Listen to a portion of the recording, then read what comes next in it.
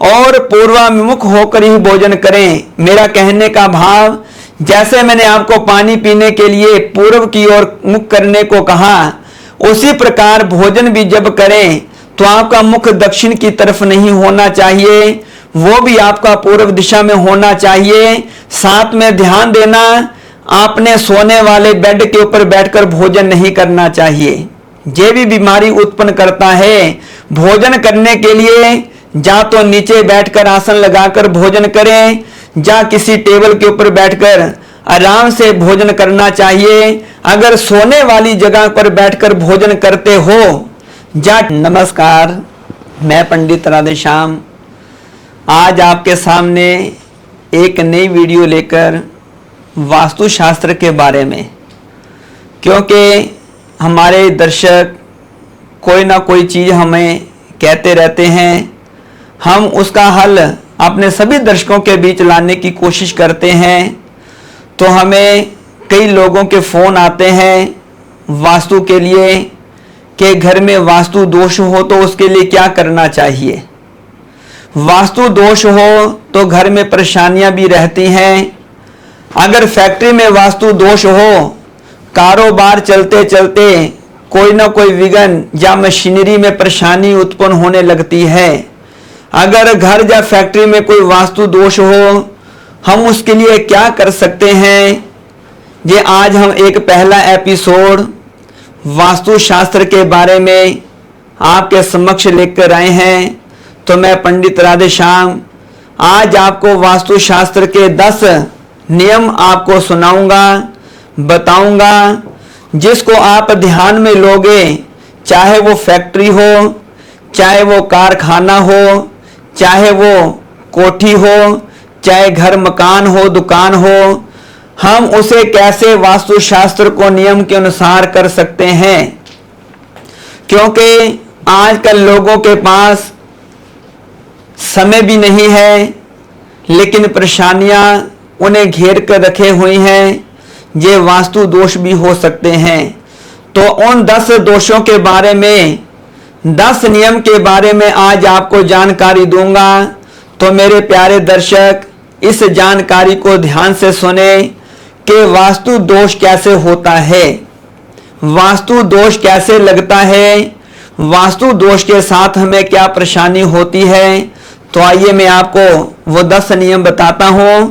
सबसे पहला नियम, वास्तु दोष, जब या पानी पिए अपना मुख उत्तर या पूर्व की ओर रखें, अर्थात जिस तरफ से सूरज निकलता हो, सूरज भगवान की तरफ देखकर जल पीने से आपको किसी प्रकार का वास्तु दोष नहीं होगा, ना शारीरिक कष्ट होगा, ना आपके पेट में कोई तकलीफ रहेगी, ना ही आपको गैस की प्रॉब्लम रहेगी, और ना ही कभी आपके सर में कोई दर्द होगा। यदि पानी पीते समय ध्यान देना, पानी पीते समय यदि आपका मुख उत्तर की ओर या पूर्व दिशा की ओर रहेगा तो आपके शरीर को कोई हानि नहीं होगी। अगर आप दक्षिण दिशा की तरफ मुंह करके पानी पीते हो या भोजन करते हो, वो आपको नुकसान देगा, उससे आपके पेट में भी हानि होगी, शरीर को भी हानि होगी। ये था पहला नियम। अब मैं दूसरा नियम आपको सुनाता हूं।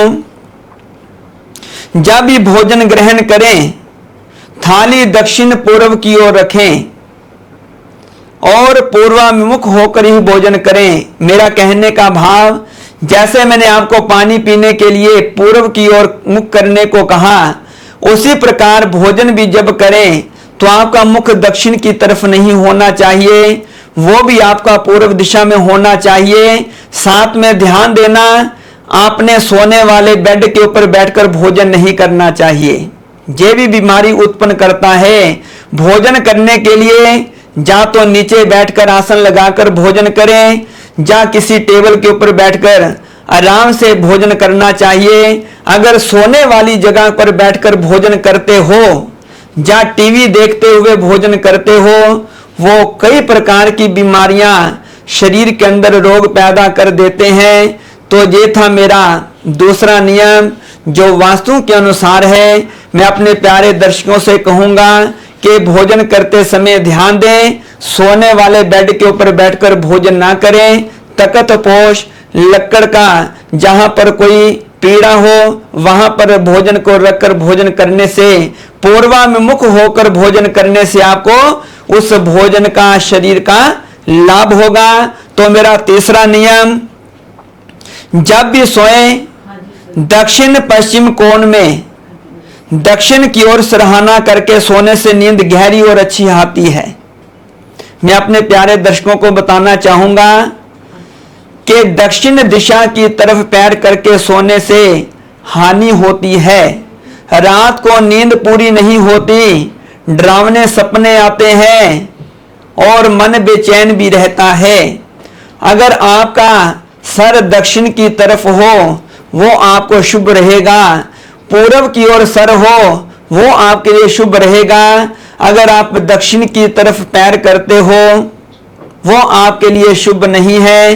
तो अपने प्यारे दर्शकों को कहना चाहूंगा, यदि आपको रात में नींद नहीं आती, बेचैनी रहती है, दिमाग में डिप्रेशन की स्थिति बनी रहती है, यदि आप इन चीजों से छुटकारा पाना चाहते हो तो रात को सोते समय अपने जो पैर हैं वो दक्षिण दिशा की तरफ ना करें, सर रखें और पैर अपने पश्चिम दिशा की तरफ करके सोएं।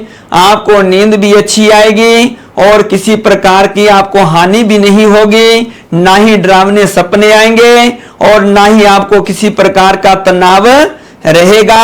अब मैं अपने दर्शकों को चौथा नियम बतलाता हूं वास्तुशास्त्र का। जब भी पूजा करें आपका मुख उत्तर पूर्व की तरफ होना चाहिए।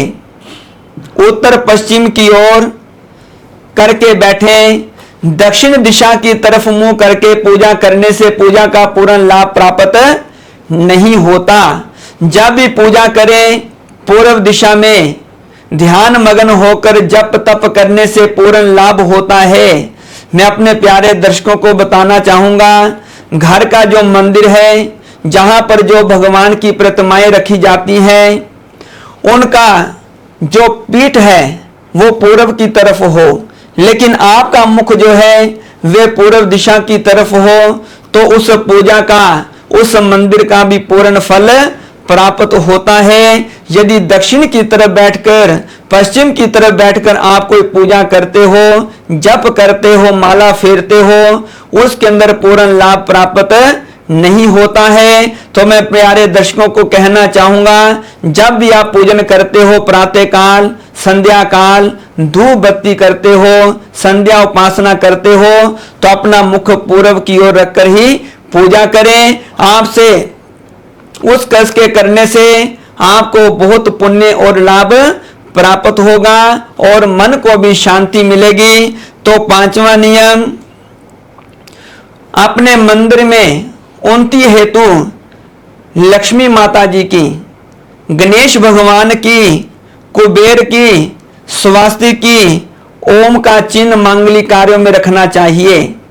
अर्थात जो घर के अंदर आपने छोटा सा या बड़ा सा मंदिर बनाया हो उसमें बैठी लक्ष्मी होनी चाहिए, साथ में गणेश जी होने चाहिए, कुबेर जी होने चाहिए। घर में शिवलिंग नहीं रखना चाहिए।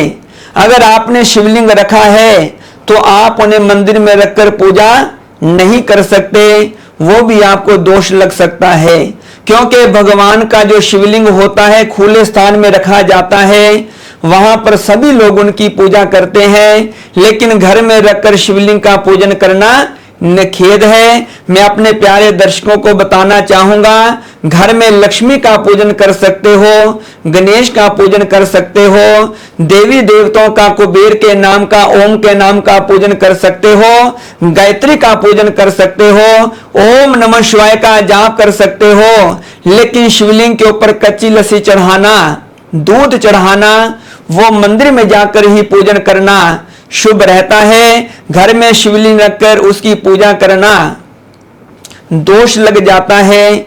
इसलिए मैं अपने प्यारे दर्शकों से कहूंगा कि कोई भी भगवान शिवलिंग का अगर पूजन करना हो मंदिर में जाकर करें। अगर लक्ष्मी, गणेश, कुबेर आदि का पूजन करना हो तो घर में श्रद्धा पूर्वक पूजन करें। सभी देवी देवताओं को आपका आशीर्वाद, देवी देवताओं की कृपा आपके परिवार के ऊपर, आपके बच्चों के ऊपर सदा बनी रहेगी।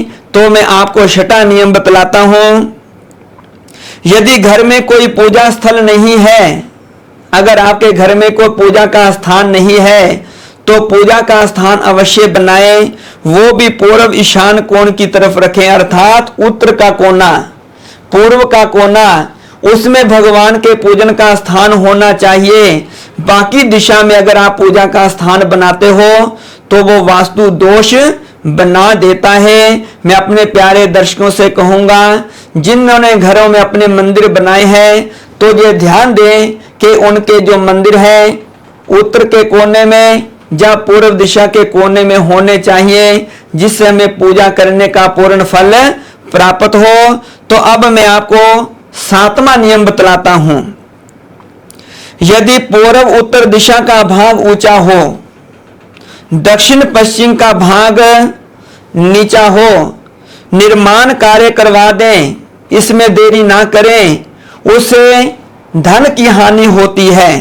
जिससे पूर्व उत्तर दिशा का भाव अगर नीचा हो जाए तो घर में जितना मर्जी धन कमा कर लाओ, वो धन कहीं ना कहीं से निकल जाता है, वो धन रुकता नहीं है और धन में लक्ष्मी का पूर्ण आगमन नहीं होता है। यदि घर का एक स्थान नीचा हो, पूर्व का उत्तर का स्थान अगर नीचा हो, दक्षिण का स्थान अगर ऊंचा हो, तो घर में वास्तु दोष होता है, उसे ठीक करवा लेना चाहिए। यदि एक बराबर भी कर दिया जाए तो भी दोष नहीं रहता, यदि ऊंचा नीचा कर दिया जाए तो दोष वास्तु लग जाता है। उसके लिए फिर आपको कई प्रकार के उपाय या निवारण करने पड़ेंगे। अब मैं आपको आठवां नियम बतलाता हूं। यदि भवन के सामने उत्तर पूर्व दिशा का फर्श घर के बने फर्श से ऊंचा नीचा हो, अर्थात जहां आप घर के अंदर प्रवेश करते हो, जहां प्रवेश करते हो वो स्थान ऊंचा है, जब पीछे जाते हो वो स्थान नीचा है, वो भी घर में दोष पैदा कर देता है। पीछे वाला स्थान ऊंचा होना चाहिए और आगे वाला स्थान नीचे होना चाहिए। उस घर में कभी लक्ष्मी की कमी नहीं आती। लेकिन जिस घर में आगे वाला स्थान ऊंचा हो और पीछे वाला स्थान नीचे हो, तो उस घर में वास्तु ही वास्तु दोष लग जाते हैं और उसके कई प्रकार के दोष हमें हानि और नुकसान करते हैं।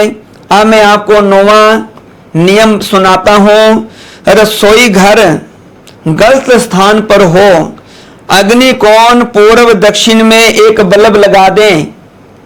अगर घर में आपकी जो रसोई है, अन्नपूर्णा है, जहां पर आप खाना बनाते हो, वहां पर अगर कोई दोष है, अगर उसको आप तोड़ आदि नहीं कर सकते, तो वहां पर एक छोटा सा बल्ब लगा दे लाल रंग का, जो जलता रहे। उससे अन्नपूर्णा रसोई का जो दोष है, वास्तु दोष खत्म हो जाता है और वहां पर बनाया हुआ जो अन्न होता है पारिवारिक मेंबरों के लिए बड़ा फलदायक होता है, पचने वाला होता है।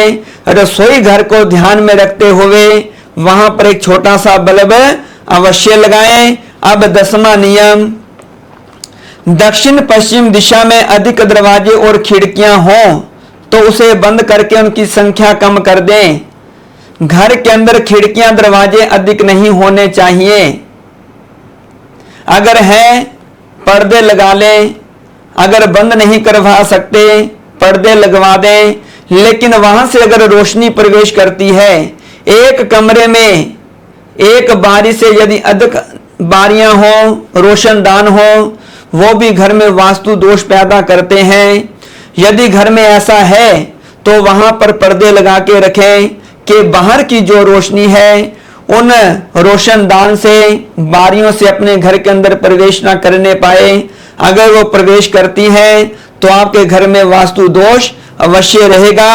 इन नियमों को व्यवहार में लाकर आप अपने घर में सुख समृद्धि की शनि बनाए रख सकते हो। यदि इन नियमों का पालन करते हो तो ये था हमारा वास्तु शास्त्र का पहला एपिसोड, जिसके अंदर हमने निर्माण घर के बारे में आपको बतलाया कि जहां पर हम पूजा करें, कहां पर बैठकर खाएं और कैसे नियम रखें। तो आगे फिर हम दोबारा इस वास्तु शास्त्र के लिए हम आपके सामने आएंगे। तब तक के लिए हमें दीजिए इजाजत। जय श्री राम, जय माता दी।